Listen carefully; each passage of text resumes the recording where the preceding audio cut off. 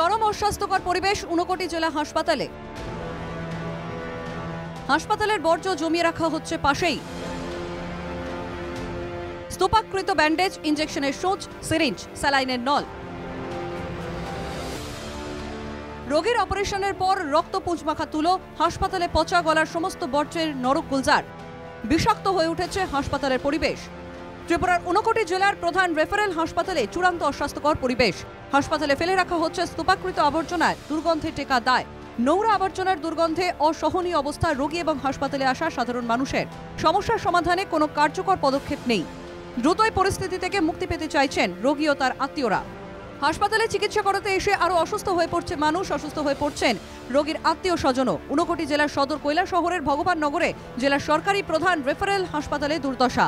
রোগী এবং তার স্বজনদের চরম অস্বাস্থ্যকর পরিবেশের মুখে পড়তে হচ্ছে প্রতিনিয়ত। চিকিৎসা করাতে এসে আরও অসুস্থ হচ্ছেন রোগীরা। নেতা মন্ত্রীরা এলে আড়াল করা হয় আবর্জনার কদর্য দৃশ্য। অভিযোগ এক রোগীর আত্মীয়ের, হাসপাতালের জঞ্জাল সাফ করার মতো টাকা নেই স্বাস্থ্য দপ্তরের। কি বললেন তিনি, শুনুন।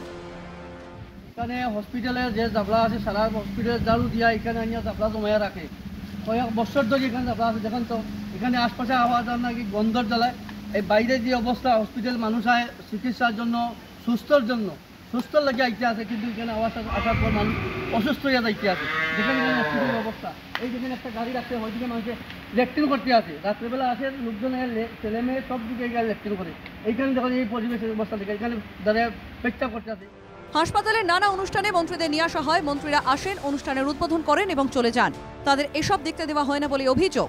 মন্ত্রী মিনিস্টার আসার পর ওই রাস্তাতে গিয়ে বহন করে চূড়া দিয়ে এখান থেকে তার বহন করিয়া ওই রুম একটা উদ্বোধন করে, ওই রুম উদ্বোধন করে মিষ্টি বিতরণ করে, মিষ্টি খায়, কেক কাটে, কিন্তু ওই দিকে কোনো মন্ত্রী মিনিস্টার দিয়ে আনা হয় না। কিসের জন্য? হাসপাতালে বর্জ্য নিয়মিত সরিয়ে ফেলার দাবি উঠছে। অভিযোগ, পশু হাসপাতালের পরিবেশও এর চেয়ে ভালো। তারা নিজে মুখেই শুনুন। আমরা দাবি হইল জনগণের প্রতিবেশী সব ধরনের মানুষ, ধর্ম বর্ণ নির্বিশেষে সবার দাবি হচ্ছে যে প্রতিদিনের জাবরা, প্রতিদিনের গাড়ি দিয়া, বলদিয়া গাড়ি দিয়া, খাসড়ার গাড়ি দিয়া, জাবরা যে একটা গাড়ি আছে টাউন বন্দরে দেখছি, এটা গাড়ি দিয়া নিয়ে বাইরে নিয়ে ফেলায়, এটা পায়ে পরিষ্কার করে রাখে। কিন্তু পশু হসপিটালে আমি একদিন গিয়েছিলাম, যাওয়ার পর দেখলাম পশুর যে হসপিটাল এত পায়ে পরিষ্কার, এত সুন্দর তারা পরিবেশ, কিন্তু আমরা মানুষের হসপিটালে আসার পর দেখলাম যে এই যে অবস্থা, এটা কি?